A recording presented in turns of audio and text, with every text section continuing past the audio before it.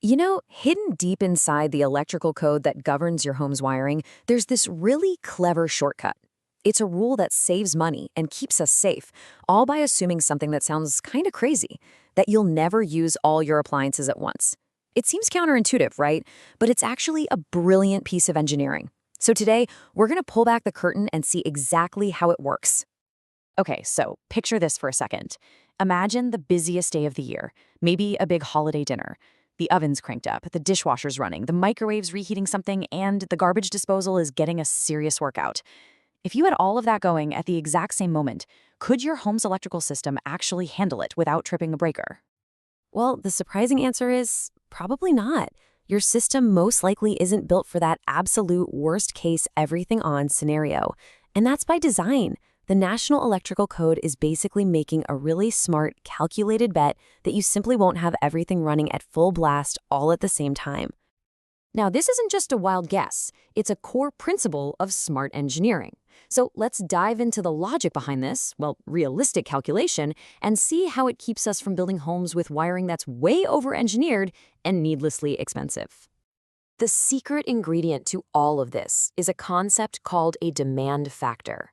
This is the tool that lets electricians and engineers stop worrying about the theoretical maximum load and instead focus on what's much more practical: real-world, everyday usage. So, what is it exactly? Well, a demand factor is basically just an adjustment, a multiplier. It comes from decades of data and observation showing that the total number of things you have plugged in is almost always way higher than the number of things you're actually using at any given moment. And this analogy? It's pretty much perfect. I mean, a grocery store would go out of business if it staffed for the absolute chaos of Black Friday every single day of the year. No, they staff for a typical Tuesday afternoon. Your home's electrical system is designed the exact same way, for that typical, expected demand, not some once-in-a-decade electrical perfect storm. So, how does this actually play out? We're going to get into the specifics now and decode a rule straight from the National Electrical Code, Section 220.53, which lays out a super common 75% demand factor for a lot of our household appliances. The code gives us a pretty simple checklist to follow. First, are we talking about 4 or more appliances? This is key because the more devices you have, the less likely it is they'll all be on at once. Second, are they fastened in place? Think dishwasher or garbage disposal, not a toaster you can just unplug. And third, are they rated at 500 watts or more? If you can check yes to all 3 of these, then bam, the code says you can apply that 75% demand factor. And what this rule does is create 2 totally different ways of looking at your home's electrical needs. On one hand, you've got the theoretical load. That's the what-if number, the worst-case scenario. But on the other hand, you have the calculated demand load. And that's the real-world number that electricians actually use to wire your house. Let's use an example. Say you have 4 big appliances, and if you add up their maximum ratings, you get a theoretical load of 8,000 watts. Now, if you had to design for that, you'd be looking at thicker, more expensive copper wiring, maybe even a bigger electrical panel. But since we can apply our 75% rule, the code lets us design the system for just 6,000 watts instead. That is a 2,000 watt difference. It's huge, and it perfectly shows the impact here. You get a system that is every bit as safe, but it's built much more efficiently, and frankly, more economically. Okay, but, and this is a really important but, this handy shortcut doesn't apply to everything. The code is super specific about a few major exceptions.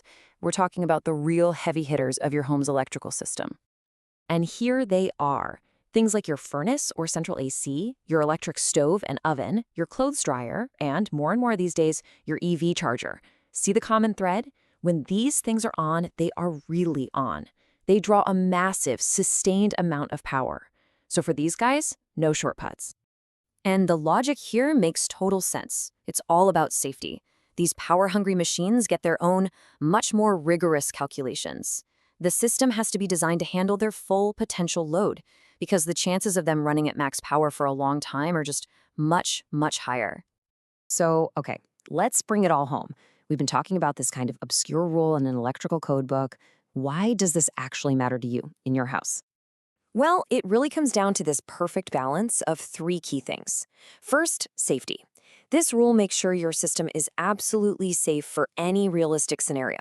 Second, efficiency. We're not wasting materials and energy on capacity we'll never use. And third, cost. By being more efficient, it directly lowers the construction costs for every single home. At the end of the day, the demand factor is just a really pragmatic, common sense tool.